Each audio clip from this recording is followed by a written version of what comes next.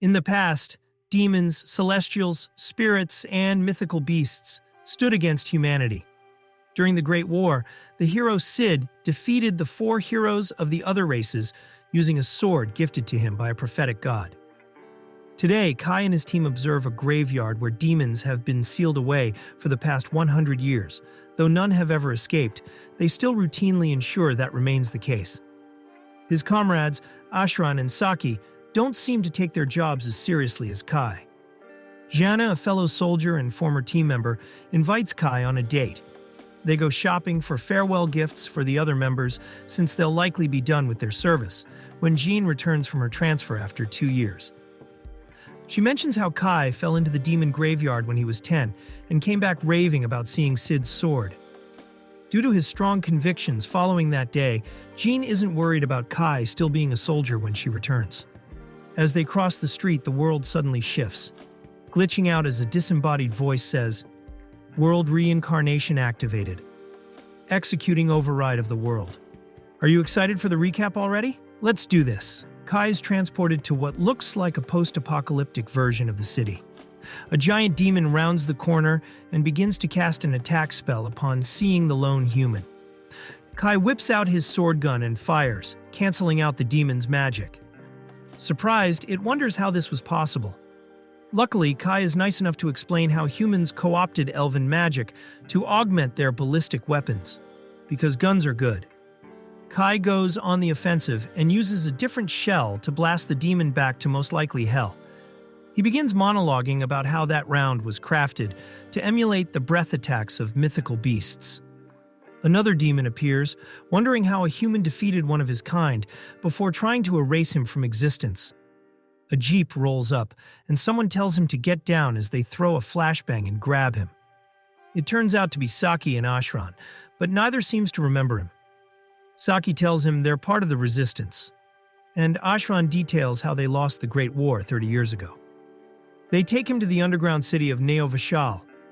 Kai asks how the humans lost the war, and they tell him that the four races still have their heroes, and that they've never heard of Cid. The citizens start murmuring about the arrival of the main corps headed up by Jean. She doesn't recognize Kai, who promptly has an outburst, since he doesn't seem to understand that he's not in the same world anymore. That night, Kai scours whatever documents they have regarding the war, but can't find any mention of Cid. The following morning, he asks Ashran to borrow the jeep to check out the structure they used as a prison in his world, since it still exists in this one. Ashran doesn't even question it and tosses Kai, a complete stranger, the keys. When he arrives, the door is off its hinges, and inside, the sword from his childhood is just chilling there. The same disembodied voice from before tells him to hold on to the sword, calling it the World Coordinate Key, the code holder. He's then transported to some celestial-ass place amongst the clouds, where a winged woman sits chained to a pillar. She asks him to free her before passing out. Kai tries using his sword gun to break the chains, to no avail. He decides to try the prophet's sword, and says code holder out loud, which causes his sword gun to devolve into just a sword. Well, a glowing one at that. He tries to break the chains again and ends up slicing the pillar in half vertically, somehow missing the woman in the process. When she comes to, she starts screaming at the sky and turns on Kai. Thinking he's a demon, she begins to attack him. The disembodied voice chimes in and tells him that the code holder can sever fate, so he uses it to slice through her magic. After convincing her that he's not a demon, she introduces herself as Rina, and tells him not to question her race after he asks. Rina tells him the last thing she remembers is fighting with the demon hero, Vanessa. Suddenly, a giant claw reaches through a portal, followed by the strange-looking woman attached to it. She says the Fate Singularity entity has reawakened, determining the threat level as terminal before attacking Rina. The two of them turn heel and run. The creature uses another portal to grab Rene with her claw. Kai freezes up momentarily before slicing the appendage, creating some kind of portal back to the pyramid structure. Rina hugs Kai, who tells her they're one and the same, due to their shared status as outcasts. He mentions that the demons are occupying the city ruins, which strikes her as odd, since she remembers the humans having the upper hand in the Great War, so maybe they're from the same world. After some convincing, Rene agrees to stay with him in Neo Vashal. That night, Rene wakes with a start to warn Kai about an incoming attack. Multiple demons break through the barrier protecting the city. Noticing Saki in one of the demons' crosshairs, Kai jumps in to save her. Ashran begins to turn to stone before Kai interrupts the demon's spell. Two of the beasts swoop in and try to attack Kai, who takes them out with Rene's help. With the attack successfully thwarted, Saki and Ashran decide to take Kai to the Resistance's HQ, since he has the capability of fighting the demons. When they get there, Kai relays his story during a meeting of the higher-ups. Jean asks him what their relationship was in his world, and he tells her they were childhood friends. She ends the meeting after he mentions her father and grandfather's nicknames. That night, Jean summons Kai. She isn't wearing her armor, which is supposed to hide the fact that she's a woman somehow, despite clearly being forged out of metal to fit a feminine physique. They make plans to attack Vanessa, and it's revealed there's a secret entrance into the capital that the demons don't know about. The following day, the Resistance heads off on their mission. They arrive near the tunnel's exit, and Jean gives the small force a pep talk before they charge into the fray. They're met by a few demons outside the main building. After taking down the first few, a larger group appears, and Kai gets Rina to use her magic, passing it off as just another fancy bullet.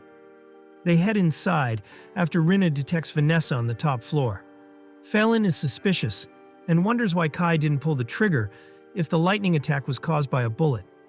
But she's cut off by Gianni before she can accuse Rina of being even more sus than she looks.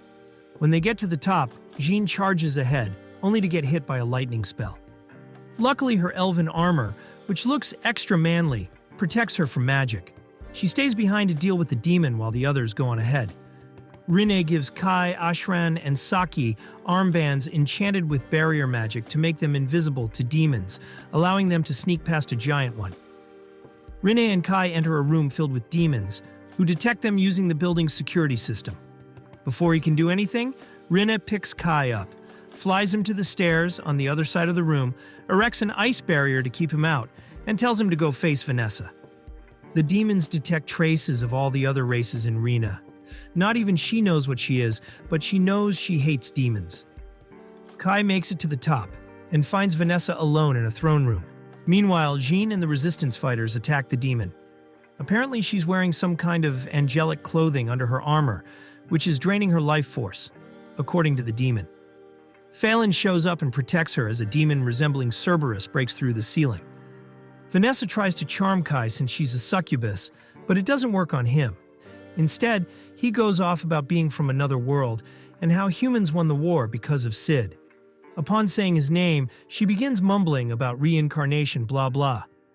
Kai attacks, Vanessa counters, blasting a giant hole through the wall. She continues to barrage him, which gets Rina's attention. Luckily, the code holder saves him from the worst of it. Rine shows up to help, worried that Kai is injured. A portal opens behind Vanessa, and the same creature that attacked Rina earlier comes through and restrains her. It says something about unexpected fluctuations, something about Sid being a taboo word, and vaguely references Last Riser before trying to delete Vanessa's code from existence. Unfortunately, the demon goes Super Saiyan and flips the script on the Last Riser. The creature suffers too much damage and dips back through a portal. Rina tries to capture Vanessa in a magical barrier, but it's not enough to hold her. Kai charges the demon hero, who casts a giant pillar of flames beneath his feet, blasting him back against the wall. Rina loses it, shrouding herself in a purple aura as she transforms into her final form. A mixture of all 5 races, like a shitty werewolf. She charges Vanessa, the 2 lock arms, and the demon hero goes off about eugenics or something. Rene tries to use a curse that will kill both of them, but Vanessa reveals her trap card. She's placed a curse circle or something around them which affects all races, meaning it affects Rene even more because reasons. Luckily, Kai saves her, because he's totally fine, obviously. They spend the next few minutes yelling about strength and stuff and how humans are inferior cowards, etc. Kai comes back with the power of friendship, which is the biggest and bestest trump card that can't be defeated because human spirit. Vanessa learns that he can slice through magic after already demonstrating it multiple times. Kai signals Ashran to hit the lights. Apparently, Vanessa can't detect humans in the dark, But, oh wait, he has a glowing sword, so that doesn't work. But it's okay because he's speedy quick and strikes her from behind, easily defeating her in one strike. Vanessa, on her knees, starts rambling about Sid and reincarnation. The world was rewritten by someone, and now Kai needs to find them. Sid left his sword with Vanessa, so her memories from the other world have returned, but they didn't really return because they're not hers, and she was friends with Sid. She starts to disappear and literally threatens him with a good time the next time they meet. Jen congratulates them on their success and tells them about the other resistance fighters battling the other races. She asks them to join her in defeating the other heroes and ending the Great War. Kai agrees to help since that was his plan regardless. So, the resistance gathers its forces and rolls out. 5 days prior, Kai and Rina were lured into a trap by Vanessa's sister, Hina Maril. She offers a truce if the humans stay out of the demon's other territory before dipping. Now they're heading to the Celestial-controlled territory. Celestials are made up of a bunch of different races, including elves, dwarves, fairies, and angels.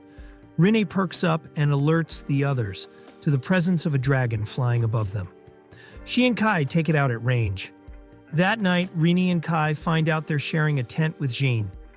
Phelan is going to stand guard and tells Kai not to get any funny ideas since she can't sleep inside without arousing suspicion, apparently. The next day they come upon Io's border wall before crossing into the country. They're met by the human resistance when they enter the city. The residents cheer them on for their victory over the demons. Jean requests to speak with their commander Dante, who refers to himself as the Emperor. According to his aide, he's a bit of a dick, which immediately turns out to be correct. They hold a joint meeting. The surrounding celestial lands are all uncharted, so Jean announces her intent to join the search party, which rubs Dante the wrong way. His secretary, Kubere, strokes his ego afterward. The next day, Jean reports their findings during a meeting. Rene notices the absence of Kubere, finding it strange. Elsewhere, Kubere tells Dante of a plan to head off on a mission to capture celestial prisoners without notifying Jean and her troops. Elsewhere, the leader of the angels, Alfreya, betrays the elves. He casts out the other celestial races, siding with Last Riser, who lurks behind him. With that, he attacks, trapping their great elder as her shrine maiden tumbles back to the ground. When she wakes up, Reincarnation tells the other celestial races to gather and wonders how many humans they have captured. Jeanne and the others discover Dante missing, and Kai suspects Kubere is to blame, most likely an elven spy herself. They nearly waltz right into the same trap that caught Dante and his men. Rene detects elves nearby and they follow the scent. They stumble onto a magic circle that teleports them somewhere in the elven forest. A small girl bursts through the bushes, which Phelan identifies as a great fairy. When the fairy finds out that they're humans, she freaks out and runs back to where she came from. They follow her and come upon an elven village. Kubere tells the archers to stand down. Rina was right. The elf tells them Dante and the others are alive, merely paralyzed. She agrees to release them on the condition they take on the angels. She takes them to see Reincarnation, and they confirm they're the same humans who took on the demons. She proposes a trade. She'll release the prisoners if they rescue their great elder from the angels who turned on the other celestials. Kubere offers her life as collateral, but Phelan isn't having it, so Reincarnation offers hers instead, to which they agree. That night, Reincarnation approaches Kai while Rene sleeps. She wonders if whatever they used to defeat Vanessa is enough to take on Alfreya if need be. Kai assures her and asks if the elf knows Sid, though she doesn't seem to. The next day, they head to a tree beneath the angel's floating palace. Reincarnation reveals a hidden teleportation gate. Kai wonders if the angel's forces are concentrated on the border like the demons, which the elf confirms. With that, they head through the gate. When they enter the palace, they find it ablaze, with angels burning around them. Reincarnation leads them through the confusing maze of teleportation gates. They're met by War Angel Vicious. She admits she attacked the other angels when they refuse to fall in line. Fallen, Ashran, and Saki stay behind to fight her, while the others go on. Ahead, they run into Raffaello, a giant armored angel, and Rene holds back to keep him busy. Reincarnation breaks through the magical barriers, and they're teleported to the top of the floating palace. where they find Alfreya and the imprisoned elven elder. The celestial hero is a right prick, and they all square off, ready to rain down hell on heaven. Thank you guys for sticking till the end of this video. Make sure to subscribe to our channel and hit the like button for more videos like this. Cheers!